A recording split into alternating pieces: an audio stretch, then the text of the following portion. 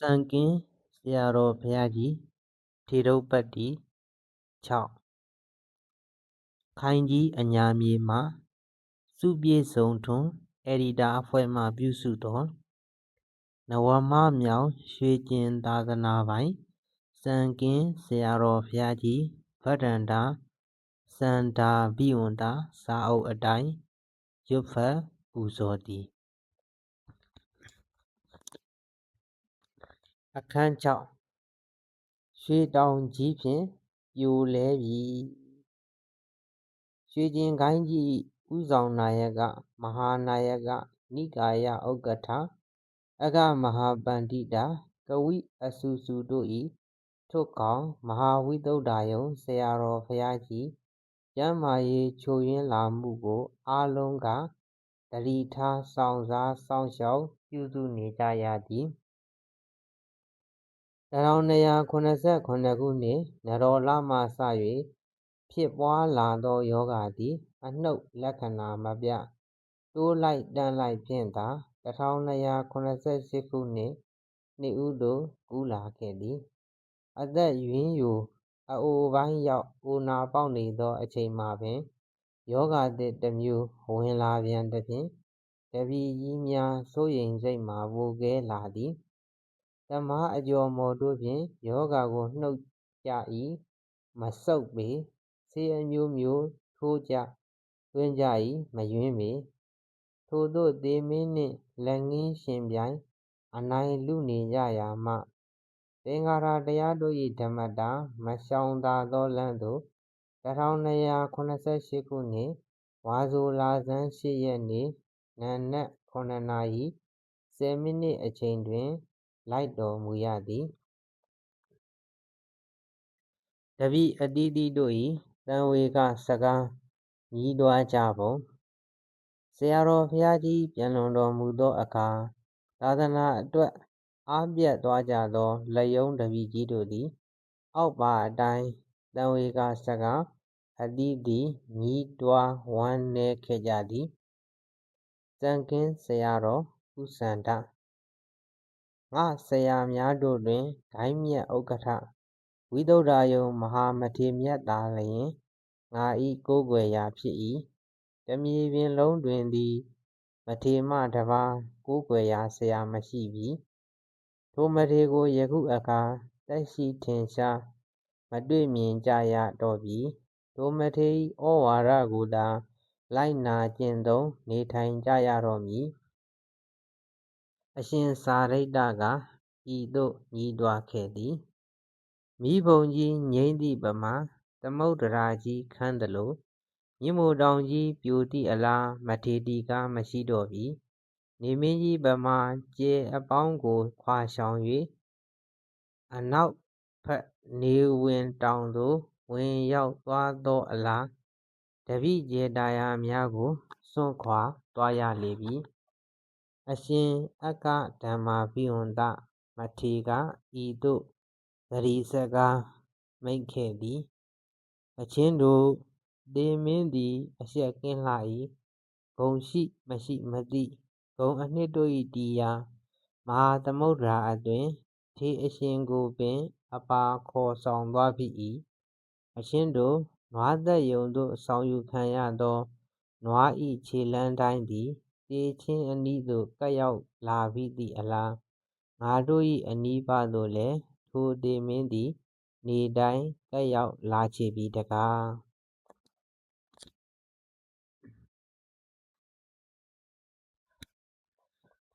အရှင်နာဒရာဘိဝန္တထေကျွန်းရက်မြေပြင်နှင့်သားတော်ကြီးစသည်ကိုစွန့်ခွာ၍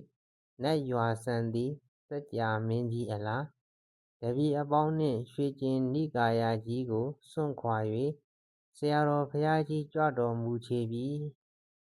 ရွံရှာဝယ်သင်္ခါရအစုမှလွတ်မြောက်မှုရအောင်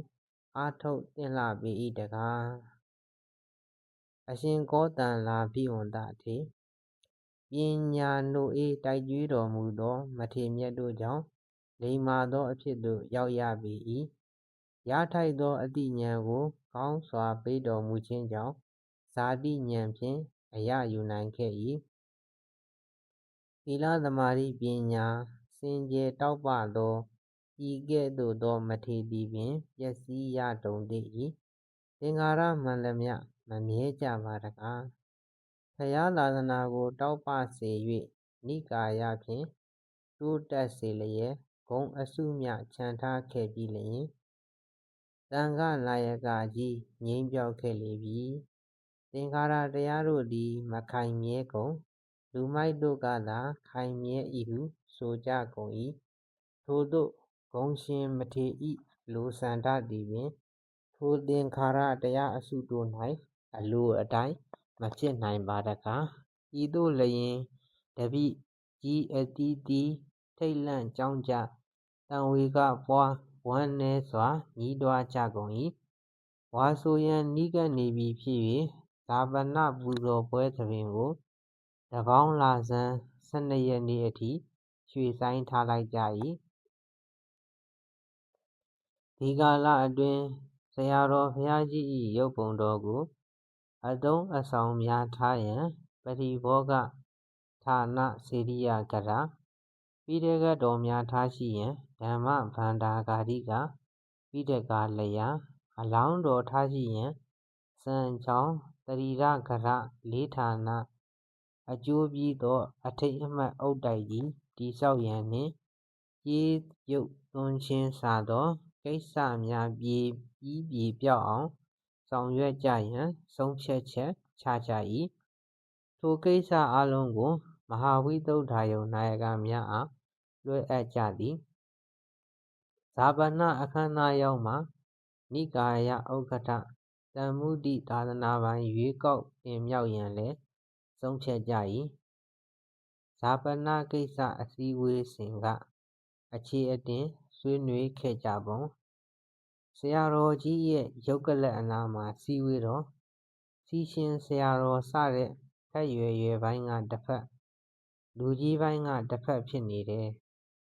ခက်ရွယ်ရွယ်ပိုင်းကအယိုးအိုးစေရီတီးရန်ပိဋကတိုက်စံချောင်းဆောက်ရန်ကြေးရုပ်သွန်းရန်အကြံပေးလျှောက်ထားကြ၏အရှိအနောက်တိုက်အုပ်ကြီးများကဘုံကြီးပြန်ဆိုတာကြွလာတဲ့အာခံသူများဆွံ့ကြွေးနိုင်ပြီးတာပဲဟိုဟာလှုပ်ချင်ဒီဟာလှုပ်ချင်မကောင်းဘူးမလှုပ်သင့်ဘူးဘယ်ကငွေရမလဲတကယ်လို့ငွေရရင်လဲဒီကလှူတဲ့ဟာ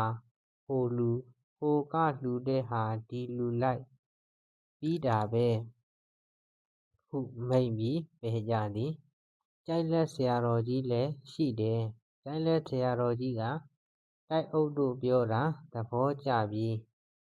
မောင်ကောတန်လာတို့ကသူများပစ္စည်းအားကိုးနဲ့ဝက်မွေးချင်ကြတာကိုလို့မိန့်တယ်တောင်ပီလာဆရာတော်ကြီးကလည်းရွှေကျင်ခိုင်းစာတက်မရှိဘူးအပြောခံရလိမ့်မယ်အယိုးစေတီမတီးရဘူးသဘောမတူနိုင်ဘူးဟုပြောတယ်အယိုးစေတီဆိုတော့လဲဘုရားဓာတ်တော်များဌာပနာပြီးပြုလုပ်မှာဖြစ်ပါတယ်လို့လျှောက်ကြတော့အဲ့ဒီလိုဆိုလှုပ်လို့သဘောတူသွားတယ်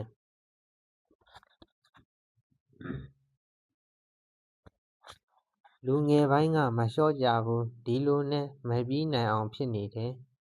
အဲ့ဒီအခါမှာအနားရောက်နေတဲ့မိမျိုးကတကာက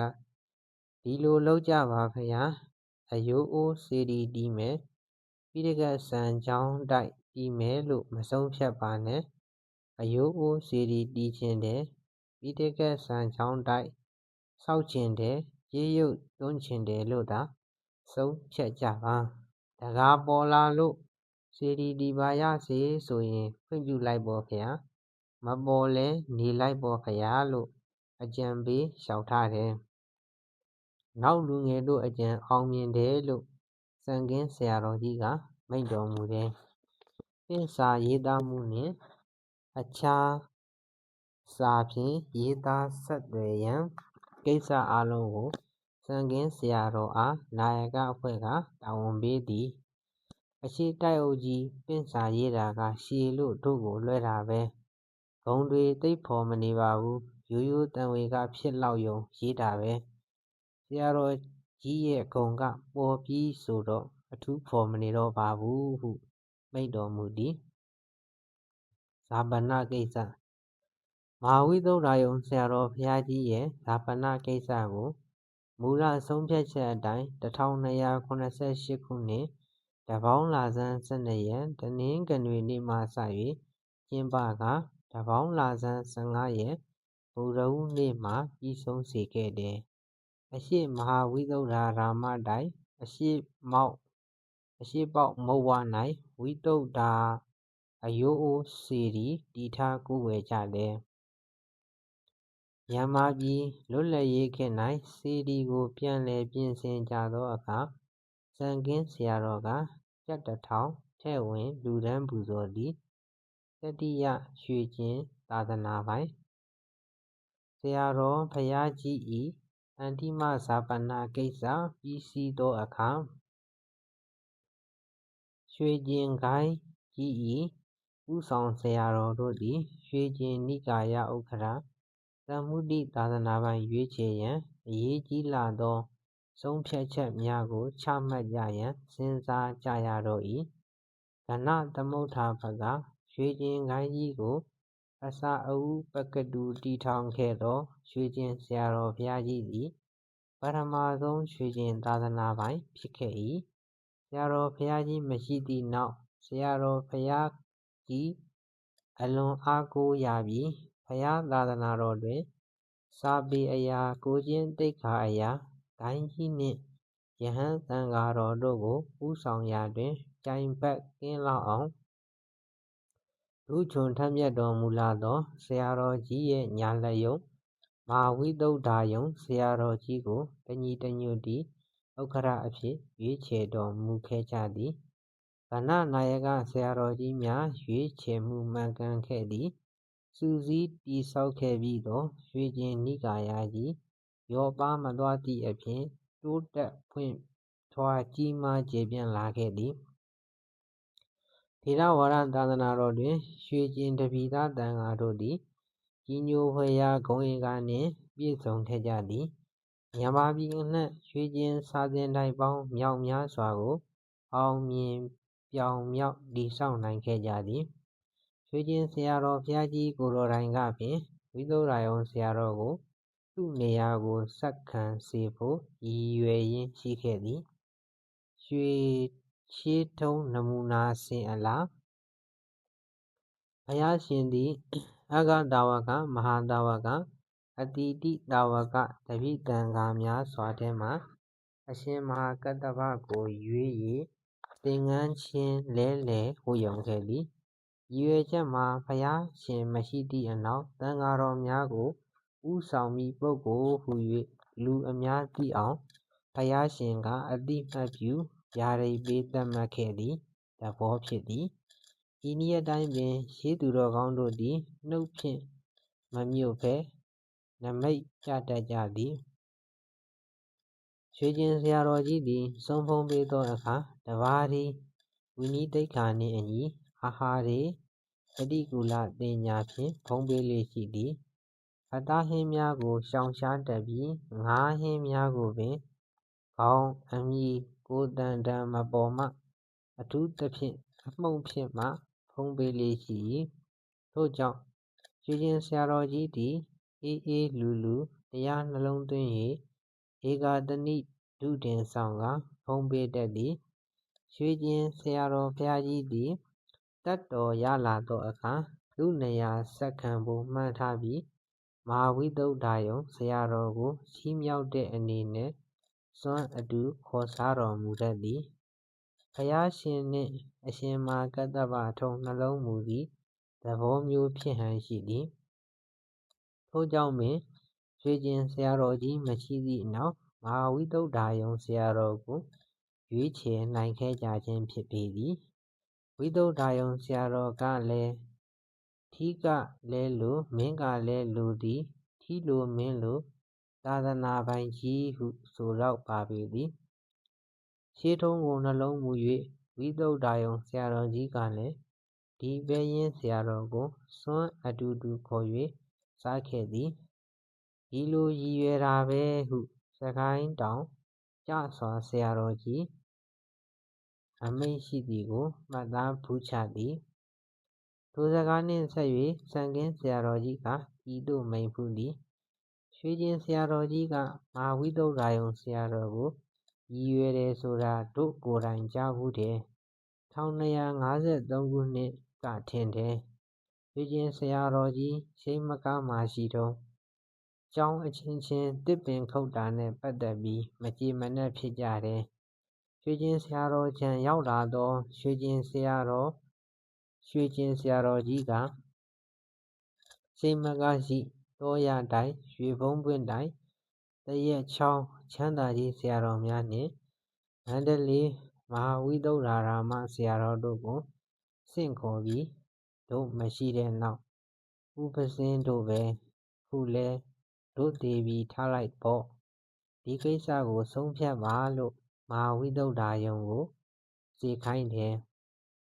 အဲ့ဒီတုန်းကတို့ယဟန်ဖြစ်ပြီးဝိသုဒ္ဓါယုံဆရာတော်ကြီးနောက်က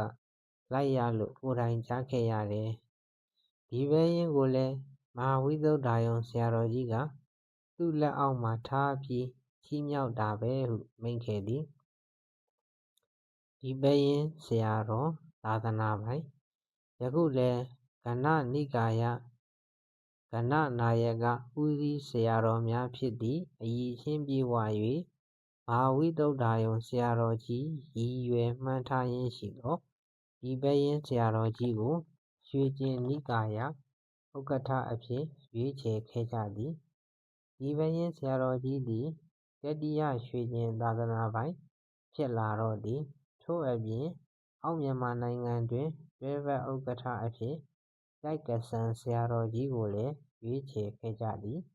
ထိုဆရာတော်ကြီးနှစ်ပါးသည်ကျေးဇူးတော်ရှင်ရွှေကျင်ဆရာတော်ဘုရားကြီးနှင့်ကျေးဇူးတော်ရှင်မဟာဝိသုဒ္ဓါယုံဒုတိယရွှေကျင်သာသနာပိုင်ဆရာတော်ကြီးများ၏ခြေရာလက်ရာကိုမပျက်စီးစေဘဲထိန်းသိမ်းစောင့်ရှောက်ကြသည်ကဏဥက္ကဋ္ဌရွှေကျင်နိကာယထိပ်ခေါင်းတင်အဖြစ်သို့ထိုက်ထိုက်တန်တန်ရောက်ရှိလာကြသည်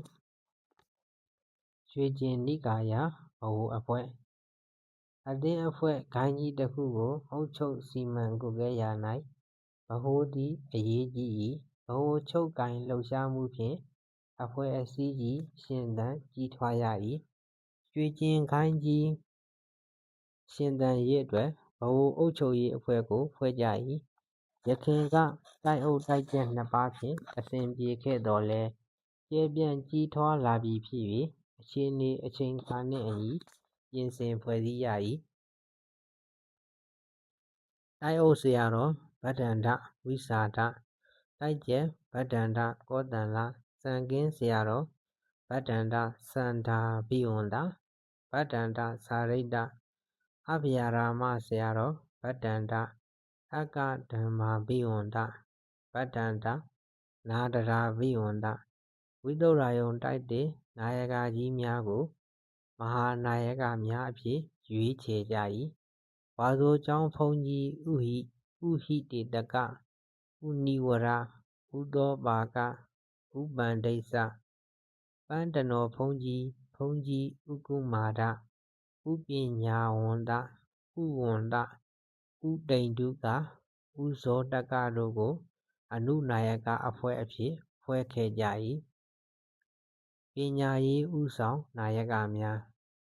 မဟာဝိသုဒ္ဓါယုံဆရာတော်ကြီးချမှတ်ထားသောပညာရေးမူဝါဒကိုဆက်လက်ထိန်းသိမ်းရန်ကျမ်းဂန်ယူဆနည်းစစ်ဆေးနည်းဆုံးဖြတ်နည်းတို့ကို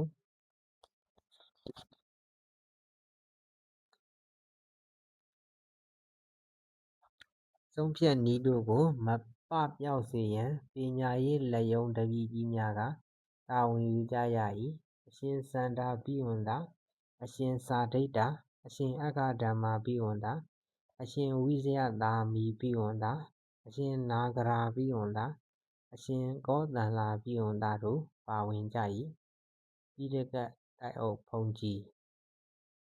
အရိယမတ်စံကြောင်းကိုဝိသုဒ္ဓါယုံပိဋကတိုက်ဟုတပည့်တင်လိုက်၏ဆရာတော်ကြီး၏ကြေးရုပ်ပုံတော်စစ်သားရုပ်ပုံတော်အထုပ္ပတ္တိကျောက်စာမင်းတုံးမင်း၏ပထမတံဆိပ် သားတော်တီဘောမင်း၏ဒုတိယတစိတ်အင်္ဂလိပ်စက္ကပ်သောတတိယတစိတ်တော်များနှင့်အခြားပရိဘောဂများကျမ်းစာအုပ်ပေစာသတင်းစာများသိမ်းဆည်းထား၏မဇ္ဈိမဒေသမှလိုက်ပါလာသောဘုန်းတော်ကြီးဥတုန္ဒရကိုပိဋကတိုက်အုပ်အဖြစ်ရွေးချယ်ကြ၏ဝိသုဒ္ဓါယုံအထိမ်းအမှတ်ဆရာတော်ကြီးလွန်တော်မူပြီးနောက်1289ခုနှစ်ဝါဆိုလဆန်း8ရက်နေ့တိုင်းသရိယအထိမ်းအမှတ်ပွဲပြုလုပ်ခဲ့ကြ၏ကြေးရုပ်ပုံတော်ကိုပူဇော်ကြရွှေကျင်နာယကဆရာတော်မြို့နယ်အသီးသီးမှဂုဏ်ကျေးဇူးကိုပြောဆိုပြီးဩဝါဒပေးကြ၏စံကင်းသို့တစ်ခေါက်1280ပြည့်နှစ်ဆန်းလျင်စံကင်းမှတပည့်များကလာရောက်ပင့်ကြပြန်၏ဆရာ၏အဆုံးအမနှင့်ကင်းလျင်မီးဝေးချိတ်ပမာခတ်မာကျွတ်ဆက်မကောင်းမှုတွေအထက်ထက်နှင့်ပျက်စီးတတ်သည်သတိထားတော်မူ၍ပြဋ္ဌာန်းချက်9ရက်ဖြင့်ပုညကာရီအသင်းကိုဖွဲ့စည်းပြီးလိုက်နာမှပြန်လိုက်မည်ဆို၍အားလုံးလိုက်နာကြရ၏ဝါဆိုလဆန်း8ရက်နေ့တွင်နှစ်စဉ်ဝိသုဒ္ဓါယုံဆရာတော်ကြီးအထိမ်းအမှတ်ပွဲလုပ်မည်5ပါးသီလနေ့စဉ်မပြတ်စောင့်ထိန်းပါမည်တစ်လလျင်အနည်းဆုံးတစ်ကြိမ်ဆရာဘုန်းတော်ကြီးထံဩဝါဒခံပါမည်အရှုံးအနိုင်လောင်းကစားခြင်းမှာရှောင်ကျဉ်ပါမည်မိဘဘိုးဘွားများကိုစွမ်းအားရှိသမျှပြုစုလုပ်ကြွေးပါမည်ဟူ၍ဖြစ်၏ဆရာတော်စံကင်းသို့ပြန်ကြွ၍ပုညကာရီအသင်းသို့တရားလုံးဝင်ကြ၏အချင်းချင်းရင်းနှီးလာကြ၏အသင်းကြီးဖွဲ့စည်းပြီးလူမှုရေးကိုပါဆောင်ရွက်၏ချစ်တီးကလားတို့ကြောင့်လယ်သမားများဝမ်းစာပြတ်ကြ၏ဆင်းရဲကြ၏ထို့ကြောင့်အသင်းကြီးကလယ်သိမ်းချိန်တွင်တဦးသတင်းကြစုကြ၏တင်း400ကျော်900ရ၏ဝမ်းစာပြတ်သောသူကိုအတိုးမဲ့ချေ၏စပါးပေါ်မှအရင်တိုင်းပြန်ဆက်ရ၏ပြန်သောစပါးကိုရောင်းချ၍သာမှုနာမှုကူညီသဖြင့်လယ်သမားတို့အဆင်ပြေလာ၏ပုညဝတ္တနာအသင်းပုညကာရီအသင်းသည်အောင်မြင်လာ၏စနစ်တကျတိုးချဲ့ဖွဲ့စည်းပြီးအမျိုးသားအသင်းအမျိုးသမီးအသင်းအမှုဆောင်ရွေးချယ်ကာချဲ့ထွင်လာကြ၏ကျောင်းသားကလေးများအတွက်ပုညဝတ္တနာအသင်းဖွဲ့ပေး၏တစ်လလျင်မုံဖိုးထဲမှတပဲကျစုကြ၏သင်ပုန်းစာအုပ်စသည်ဝယ်ကြ၏သင်ကြားမှုပစ္စည်းများတိုးပွားလာ၏စာပေသင်ကြားရေးအတွက်မျိုးချစ်စိတ်ရှင်သန်ရေးအတွက်အမျိုးဘာသာသာသနာရေးအတွက်တိုးတက်လာသည်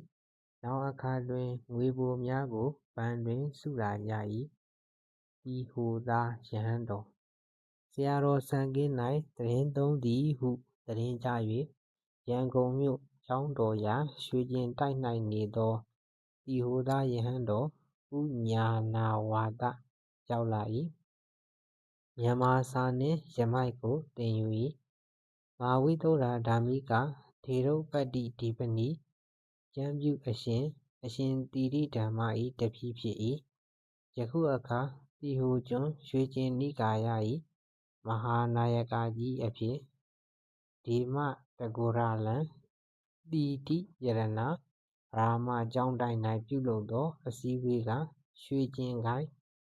ကာရကမဟာသံဃအဖွဲ့က1969ခုဇူလိုင်လ12ရက်နေ့တွင်ဆုံးဖြတ်ချက်အရတင်မြှောက်လေသည်ပထမအကြိမ်ဂိုဏ်းလုံးကျွတ်အစည်းအဝေးကြီးရွှေကျင်ခိုင်ကြီးသည်တဖြည်းဖြည်းကျယ်ပြန့်လာသည်ကျယ်ပြန့်လာသောဂိုဏ်းကြီးကိုစောင့်ရှောက်ဖို့ဂိုဏ်းဝင်သံဃာတော်တို့တွင်တာဝန်ရှိလာသည်တိုးတက်ကြီးပွားမှုဆိုသည်မှာလည်းသန္တိပါဒခေါ်စည်းဝေးတိုင်ပင်မှုနှင့်ကင်း၍မဖြစ်နိုင်ပေထို့ကြောင့်ဝန်ဆောင်ဘုတ်အဖွဲ့ကဂိုဏ်းလုံးကျွတ်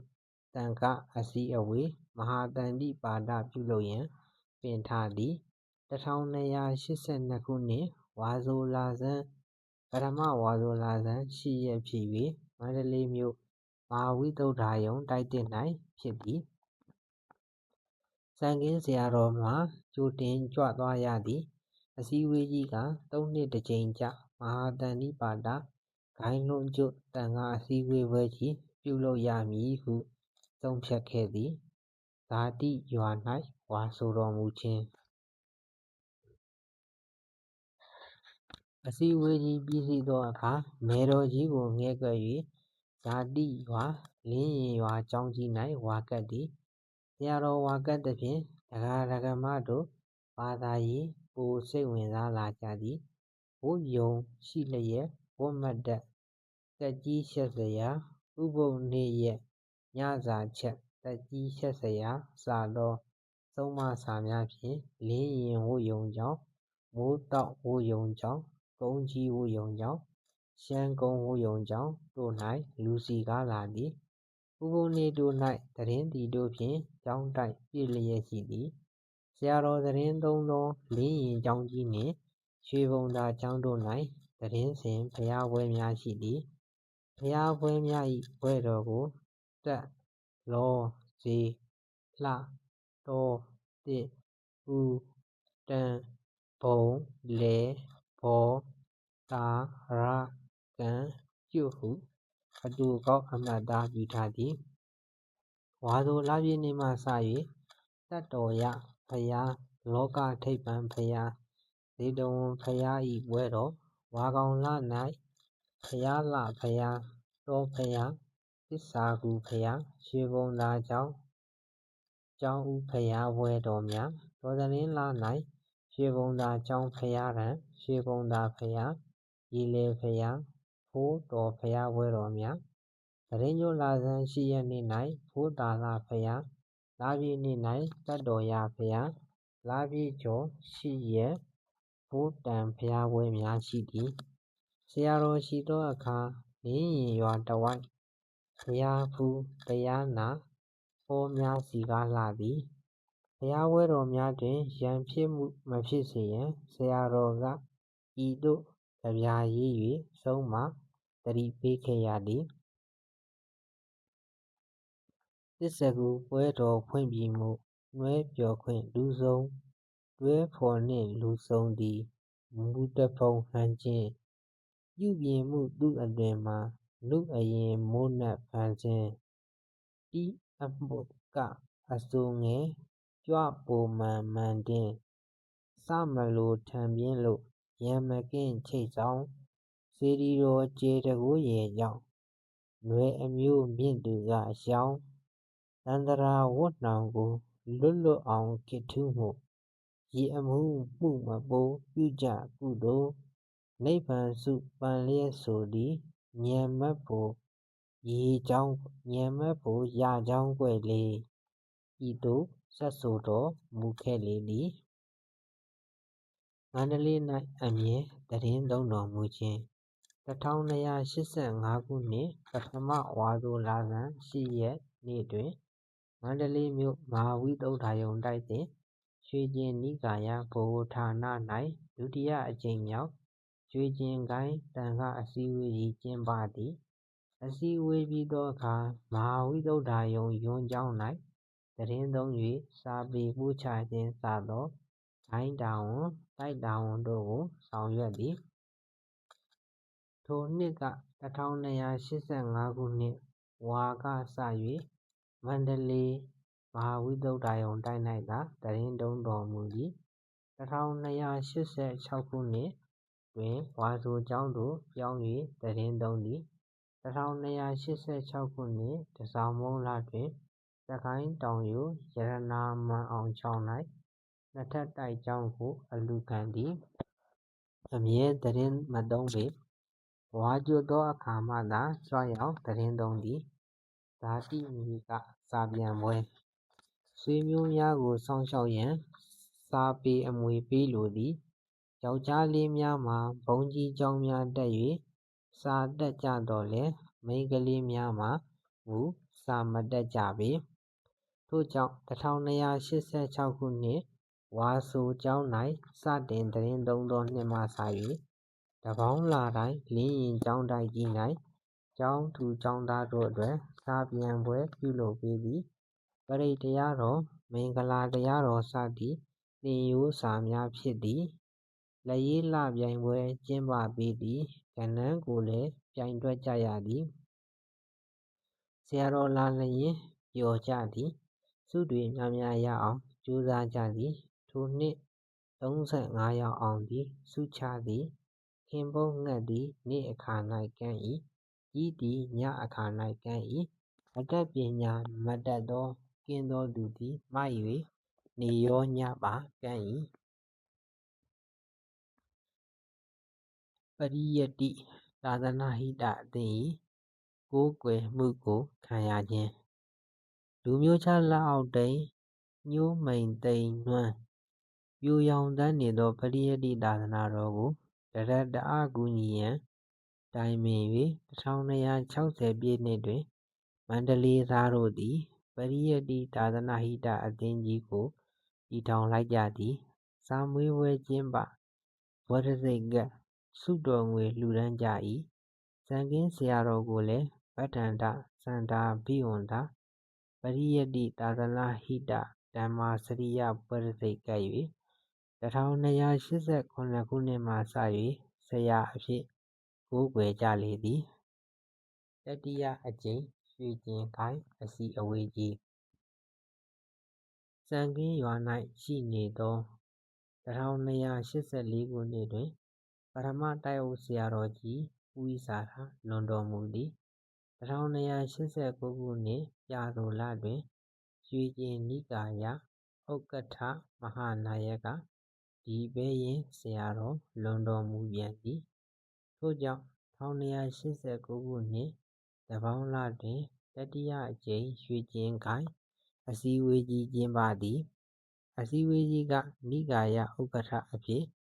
ပရမဆရာတော်ကြီးနှင့်ဒုတိယဥက္ကဋ္ဌအဖြစ်အလုံးဆရာတော်တို့ကိုတင်မြှောက်ကြသည်ပရမဆရာတော်ကအရွယ်ကြီးပြီးကျန်းမာရေးမကောင်းတော့၏တာဝန်အားလုံးကိုအလုံးဆရာတော်ကြီးအားလွှဲအပ်လေသည်အလုံးဆရာတော်ကြီးတစ်ပါးသာနိကာယဥက္ကဋ္ဌဖြစ်လာလေသည်စံခင်းဆရာတော်ဦးစန္ဒာသုဝဏဝတီဆရာတော်ဦးအက္ခဓမ္မာဇီးပင်ဆရာတော်ဦးနာဒရာသီရှင်ဆရာတော်ဦးကောတန်လာတို့အတိုင်ပင်ခံတွဲဘက်မဟာနာယကများဖြစ်လာကြ၏တိုက်ကျက်ဆရာတော်ဖြစ်လာခြင်း1290ပြည့်နှစ်နရောလပြည့်ကျော်3ရက်နေ့တွင်နိကာယ၏စတုတ္ထဥက္ကဋ္ဌဖြစ်သောအလုံးဆရာတော်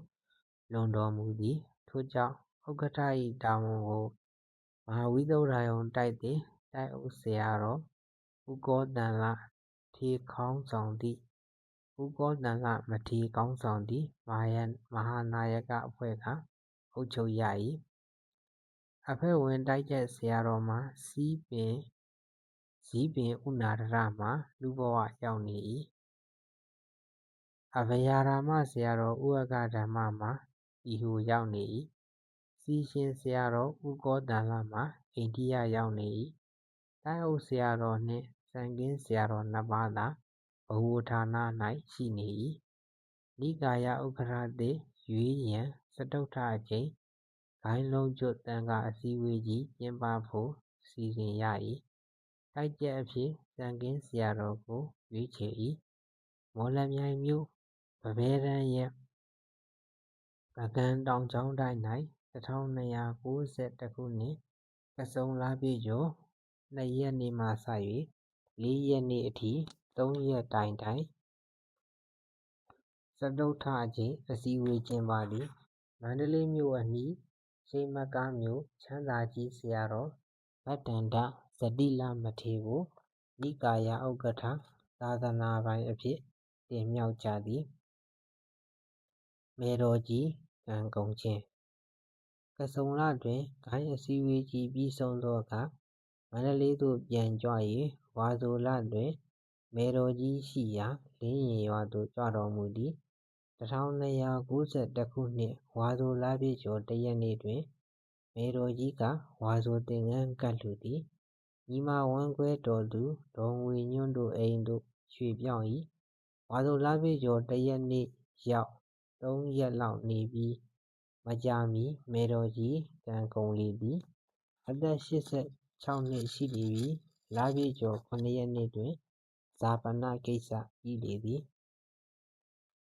နန်းဆက်တော်ဘုရားဖူးထွက်ခြင်း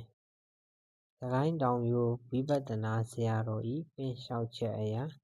မင်းဖူးနယ်ရှိဆက်တော်ရာစေတီများသို့ထိုနှစ်တပိုတွဲလတွင်ကြွသည်လယ်ကိုင်းမြို့ဘုရားရှင်သီတင်းသုံးရာစံတကူးကျောင်းတော်စေတီကိုလည်းဖူးခဲ့၏ပုဂံစေတီများကိုလည်းဝင်ရောက်ဖူးခဲ့၏ကုန်းကြီးရွှေဘုံသားကျောင်းဓမ္မစကြာစာပြန်ပွဲဘုရားဖြစ်ကြောင်းရဲဝံ့စွာဝန်ခံ၍ဆင်းရဲအားလုံးမှလွတ်မြောက်ရေးလမ်းကြောင်းအစစ်ကိုမစ္စည်းမပရိပဒါအဖြစ်ဟောပြခဲ့သောဓမ္မစကြာသုတ်မပျောက်ကွယ်ရေးအတွက်လင်းရင်ရွာရွှေဘုံသာဆရာတော်ကြီးဦးပုံညနှင့်တွဲ၍1292 ခုနှစ်ဝါဆိုလပြည့်နေ့၌ဓမ္မစကြာစာပြန်ပွဲကျင်းပပြုလုပ်ပေသည်လူပေါင်း200ကျော်ဝင်ရောက်ပြန်ဆိုသည်တွဲဖက်ဥက္ကဋ္ဌဖြစ်လာခြင်းရွှေကျင်နိကာယဥက္ကဋ္ဌရှိမကားမြို့ချမ်းသာကြီးဆရာတော်ဘုရားကြီးသည်ချမ်းသာကြီးတိုက်မှနေ၍အုပ်ချုပ်၏ဆရာတော်ကြီးမှာဥက္ကဋ္ဌဖြစ်ပြီးလပိုင်းညသာရှိသေးသောထိုနှစ်ဝါကောင်လပြည့်ကျော်1 ရက်နေ့တွင်လွန်တော်မူပြန်သည်ထို့ကြောင့်ဥက္ကဋ္ဌတာဝန်ကိုဝန်ဆောင်နာယကများကယူရ၏1291 ခုနှစ်သစုံလကဥက္ကဋ္ဌဖြစ်ပြီးဝါဆိုလတွင်ပြန်တော်မူခြင်းဖြစ်သည်ဈာပနကိစ္စကိုတပိုတွဲလမှလုပ်ရသည်ဝန်ဆောင်နာယကအဖွဲ့ကအုပ်ချုပ်လာရာ3 နှစ်ခရီးသို့ရောက်လာ၏ဂိုဏ်းအစည်းအဝေးကျင်းပဖို့လိုလာ၏အစည်းအဝေးများကိုတိုင်းပြည်လွတ်လပ်ရေးအတွက်လှုပ်ရှားနေကြ၏အဖွဲ့အစည်းများတိုင်းပြည်လွတ်လပ်ရေးအတွက်လှုပ်ရှားနေကြ၏လှိုင်မြတ်ပေါ်အဖွဲ့မော်မြင့်ဘဲအဖွဲ့တဲ့ပြည်သူ့ပါတီတဲ့ရွှေတောင်ကြားတဲ့စုံလှ၏နိုင်ငံရေးဂယက်ကြောင့်အရှိန်ပြတ်လျက်ရှိသောဂိုဏ်းဝင်သံဃာတို့၏စိတ်ဓာတ်ကိုပြန်လည်ချုပ်ထိန်းကြရဦးမည်သာသနာရေးဘက်သို့ဦးလှည့်ပေးကြရလိမ့်မည်1294 ခုဝါဆိုလဆန်း5 ရက်နေ့မှစ၍ပဉ္စမအကြိမ်အစည်းအဝေးကြီးကိုမန္တလေးမြို့ရွှေကျင်နိကာယဗဟိုဌာနမဟာဝိသုဒ္ဓရုံတိုက်သစ်၌ကျင်းပ၏ရွှေကျင်နိကာယမဟာနာယကဥက္ကဋ္ဌအဖြစ်ရွှေဘိုမြို့နယ်ဝက်လက်နယ်လှတောရွာဆရာတော်ဘုရားကြီးကိုတင်မြှောက်ခဲ့သည်စံခင်းဆရာတော်မှာတွဲဖက်ဥက္ကဋ္ဌဖြစ်လာ၏ခွဲရေးတွဲရေးကြောင့်လင်းရင်5 ရွာသည်1294 ခုနှစ်တဇန်မုန်းလ1932 ခုနှစ်နိုဝင်ဘာလဥပဒေပြုကောင်စီရွေးကောက်ပွဲကြောင့်ကွဲကျပြဲကျငြင်းခုန်ကြကုန်၏ဆရာတော်ကဩဝါဒလင်္ကာရေးပြီးဆုံးမရ၏ရှမ်းကုန်းရွာဝီနီးစာပြန်ပွဲခွဲရေးတွဲရေးကြောင့်စိတ်ဝမ်းကွဲမှုပြေငြိမ်းစေရန်1295 ခုနှစ်တကူးလာဆန်း15 ရက်နေ့တွင်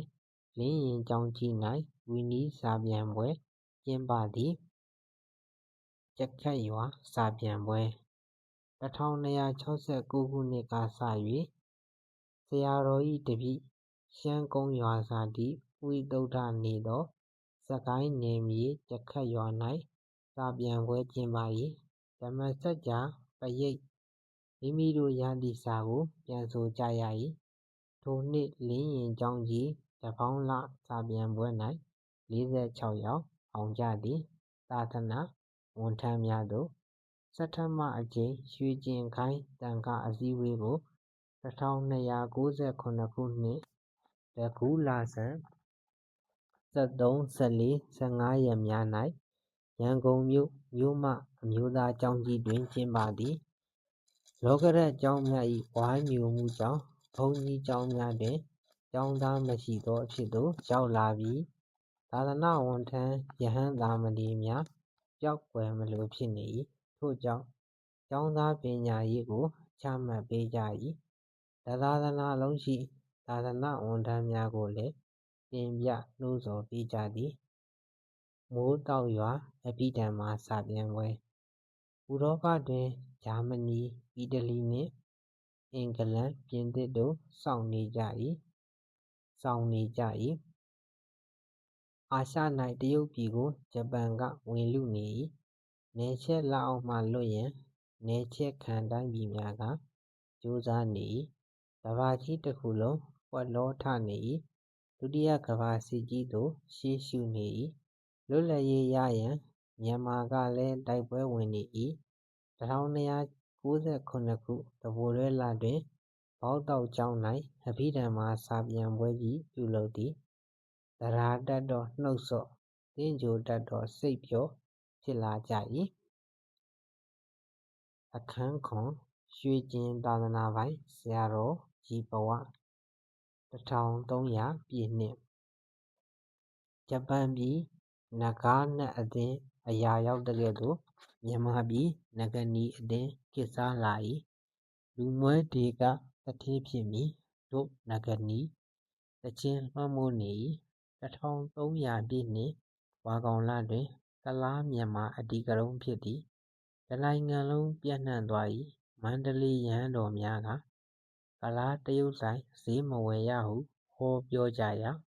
ဘုန်းကြီးများဈေးချိုမလာရဟုတားမြစ်၏မြန်မာဈေးသူဈေးသားတို့ကမခံနိုင်ဆန္ဒပြသည့်အနေဖြင့်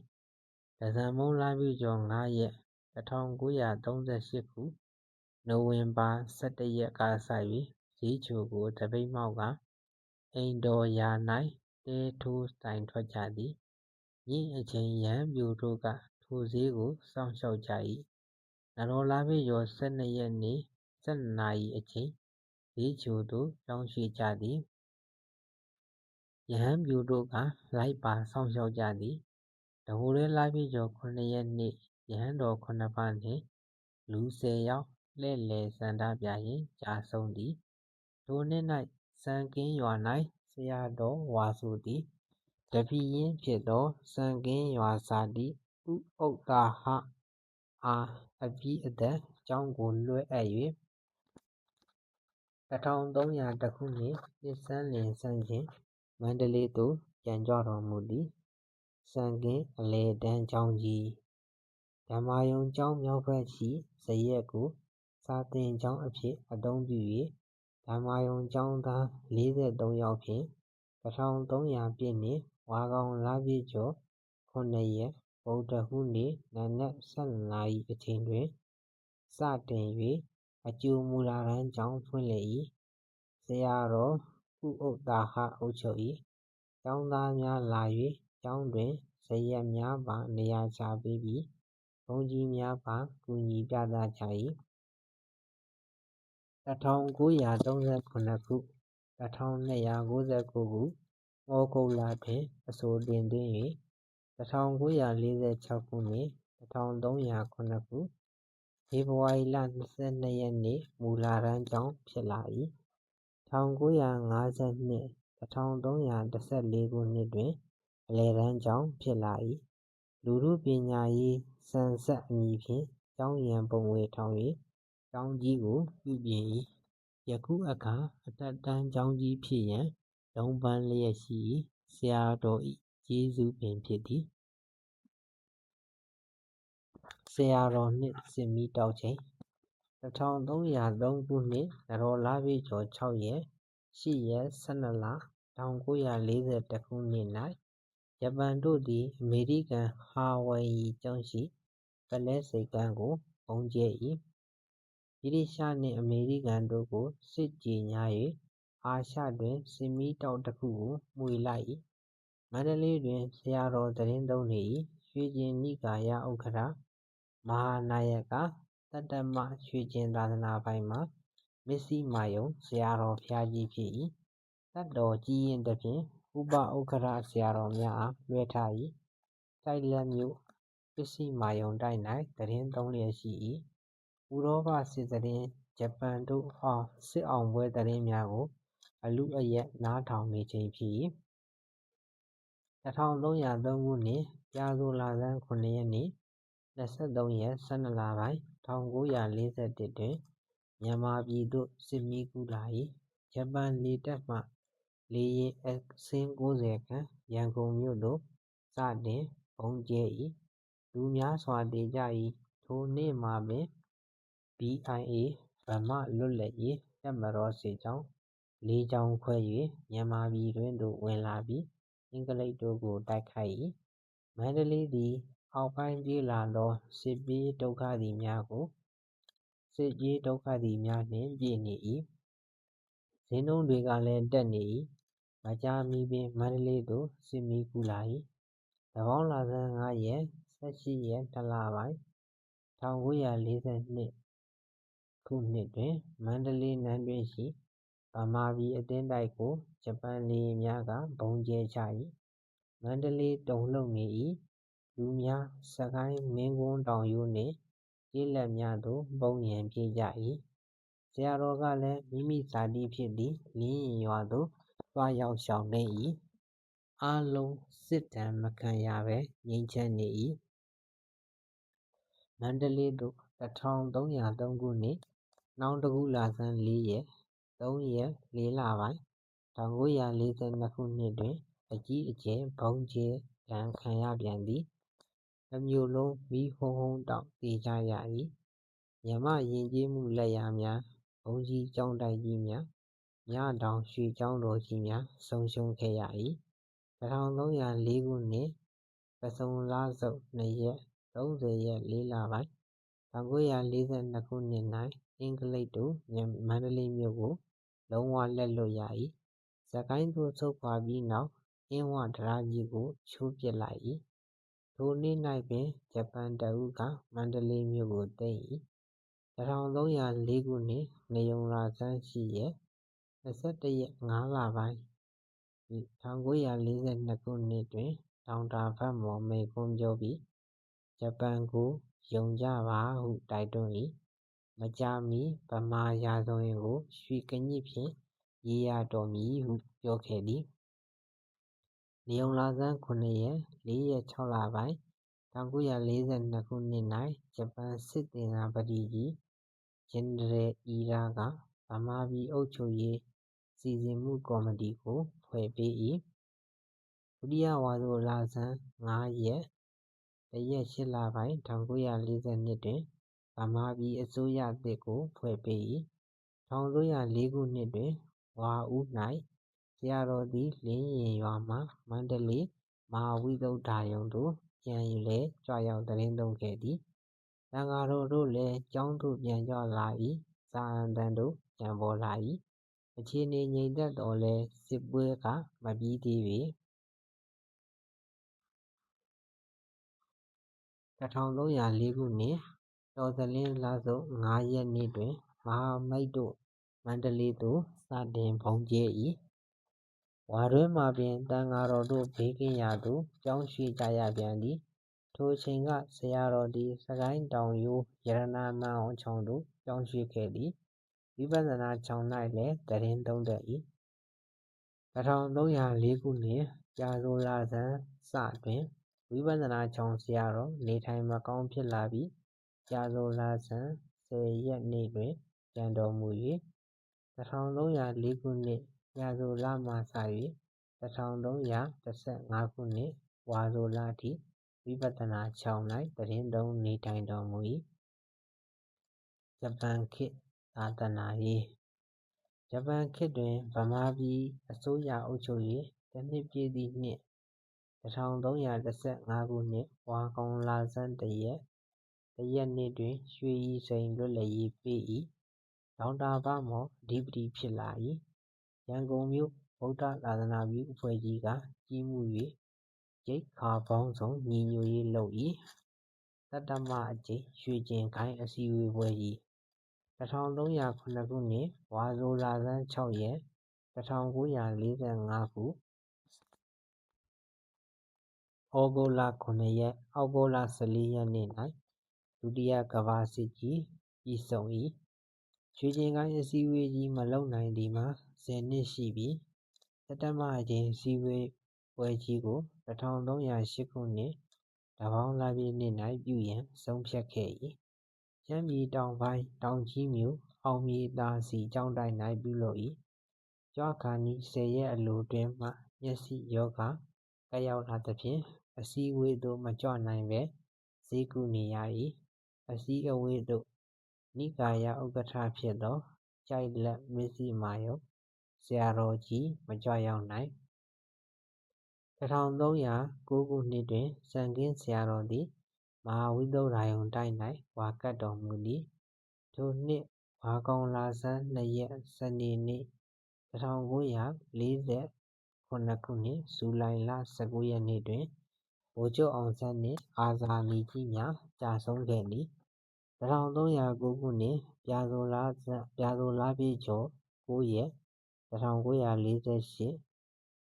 ဇန်နဝါရီ4 ရက်လွတ်လပ်ရေးရ၏1309ခုနှစ်တပေါင်းလဆန်း5 ရက်လင်းရင်ရွာသို့ပြန်ကြွ၏နောက်ဆုံးအကြိမ်ဖြစ်၏သက်တော်88နှစ်ရှိပြီး1310ခုနှစ်တွင်စကိုင်းတောင်ဝိပဿနာကျောင်း၌ပြန်လည်ဝါကပ်၏နဝမရွှေကျင်သာသနာပိုင်ဖြစ်တော်မူခြင်းလွတ်လပ်ရေးရပြီး4 နှစ်မြောက်ဖြစ်သည့်1312ခုနှစ်တွင်မြန်မာယိုးဒယားတီဟို3 နိုင်ငံမှကျောင်းတိုက်ပေါင်း1000 ကျော်ရှိသောရွှေကျင်ဂိုဏ်းကြီးကိုဦးစီးရသောနဝမရွှေကျင်သာသနာပိုင်ဆရာတော်ဘုရားကြီးအဖြစ်တင်မြှောက်ခဲ့သည်ထိုနှစ်သည်ရွှေကျင်နိကာယအနှစ်90ပြည့်နှစ်ဖြစ်သည်ဆရာတော်သက်တော်80ပြည့်သောနှစ်လည်းဖြစ်ပေသည်1296ခုနှစ်စတ္တမရွှေကျင်သာသနာပိုင်လှတော်ဆရာတော်ကြီးလွန်တော်မူသည်ကျိုက်လတ်မဇ္ဈိမာရုံဆရာတော်ကြီးကစတ္တမရွှေကျင်သာသနာပိုင်ဖြစ်လာသည်ထိုဆရာတော်ကြီးလွန်တော်မူသောအခါဝိသုဒ္ဓါရုံတိုက်အုပ်ကနီဆရာတော်ကြီးကအဋ္ဌမရွှေကျင်သာသနာပိုင်ဖြစ်လာသည်1312ခုနှစ်ထိုဆရာတော်ကြီးလွန်တော်မူသောအခါနဝမရွှေကျင်သာသနာပိုင်အဖြစ်စံခင်းဆရာတော်ကြီးဖြစ်လာသည်မဟာဝိသုဒ္ဓါရုံတိုက်ကြီးကိုဦးစီးစေရန်မြောင်းမြပင်စောတာရုံဆရာတော်ကို1311ခုနှစ်ပြာသိုလတွင်စာပေး၍ဗဟိုဌာနမှပင့်ခေါ်သည်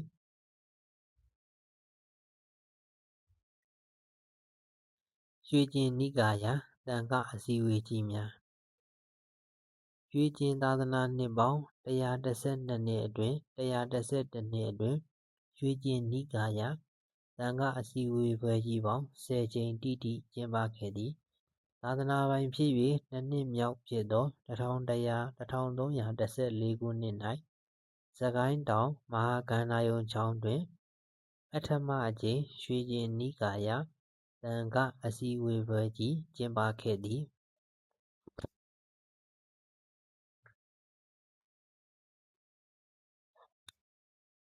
မြို့နယ်ဝန်ကြီးပြန်ဌာနပေါင်း53ဌာနမှ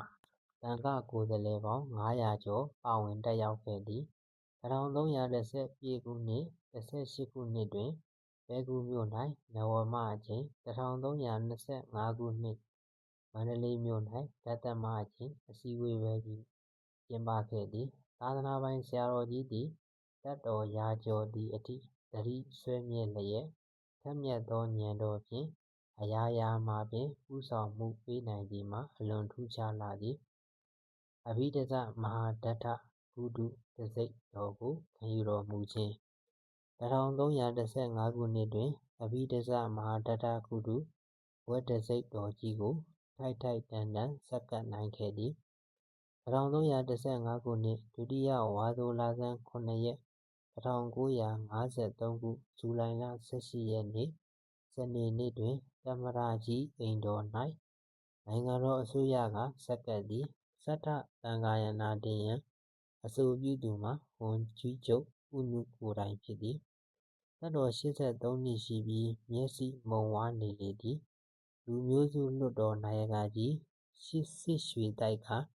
လာရောက်ပင့်သည်ပွဲတံဆိပ်ဆက်ကပ်ပွဲကြီးကို1315ခုနှစ်ဒုတိယဝါဆိုလဆန်း9 ရက်1953ခုနှစ်ဇ ဇူလိုင်လ19 ရက်ညနေ5 နာရီတွင်သမ္မတအိမ်တော်၌ကျင်းပသည် စထသံဃာယနာတင်ပွဲသို့ကြွရောက်တော်မူခြင်း 1316 ခုနှစ်ကဆုံလပြည့်နေ့၌ရန်ကုန်မြို့ကဘာအေးမဟာပါသာနလိုင်ဂူတော်၌သံဃာယနာတင်ပွဲကျင်းပတော်မူသည် ဆရာတော်ကြီးကိုအထူးပင့်ဆောင်ခဲ့ကြသည် ဆရာတော်ကြီးသည်သက်တော်ရာကျော်သည့်အထိသာသနာတာဝန်နှင့်ကျွေးကျင်ခိုင်းကြီးတာဝန်များကိုမဟာနာယကဆရာတော်များနှင့်တိုင်ပင်၍သတိမလစ်ငယ်မူမမြန်ပုံမှန်သတိဖြင့်ထမ်းဆောင်နိုင်ခဲ့သည်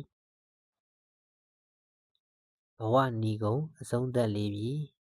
1334 ခုနှစ်ပထမဝါဆိုလပြည့်ကျော်9 ရက်နေ့တွင်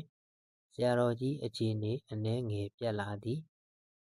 ရင်ကိုင်လာသည်အထက်ကိုလေဆောင်နေသည်ဝမ်းချူမရဖြစ်နေသည်ညနေ6 နာရီတွင်ဒေါင်တာသိမ်းအောင်ရောက်လာသည်မောလာသည်ဆရာတော်က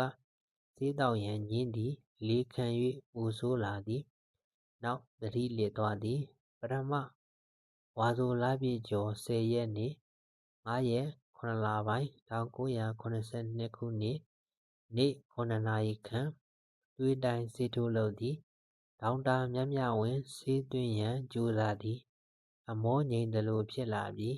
နံနက်8 နာရီ45 မိနစ်အချိန်တွင်ဘဝခရီးအပြီးသတ်တော်မူသည်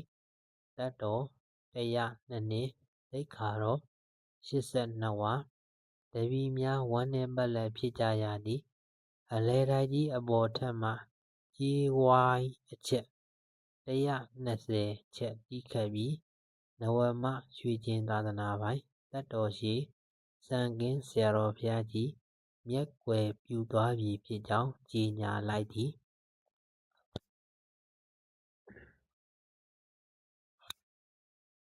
နဝမ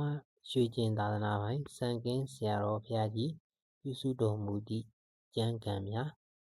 စံတော်မင်္စရီစပ္ပစ္စယဒီပနိကျမ်းသရာကြီးနိဒယပါတိမောက္ခနိဒယစံနိဒယအလင်္ကာနိဒယဝစ္စဝါစကနိဒယစသည့်ကျမ်းများပြုစုရေးသားခဲ့သည်အလုံးပရိသတ်များဤဆုံးထိနားထောင်ပေးတဲ့အတွက်ဂိုင်ကြီးအညာမြေ channel ကနေအားလုံးကိုကျေးဇူးတင်ပါတယ်လို့ကျေးဇူးတင်စကားပြောကြပါတယ်